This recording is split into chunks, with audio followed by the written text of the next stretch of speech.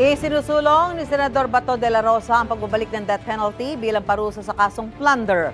Sa inihaing Senate Bill No. 1343 ni de la Rosa, nais niya ibalik ang Republic Act 8177 na nagpapahintulot na gawing parusa ang death penalty sa pamamagitan ng lethal injection. Ayon sa senador, dapat humarap sa pinakamataas na parusa ang mga opisyal ng gobyerno na nagiging sanhi sa paghihirap ng taong bayan. Inihalimbawa sa explanatory note ng panukala ang korupsyon sa flood control projects at ang naging epekto nito sa ekonomiya. Taong 2006 nang alisin ang death penalty sa Pilipinas. Nanawagan naman ng 30 grupo ng mga negosyante na ikulong ang mga sangkot sa korupsyon sa flood control projects. Dapat din daw maibalik ang mga ninakaw nilang pera at i-blacklist ang mga kontraktor na sangkot dito.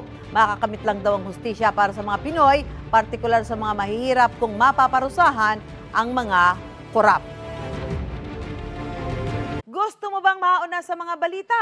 Mag-subscribe na sa GMA Integrated News sa YouTube at tumutok sa unang balita.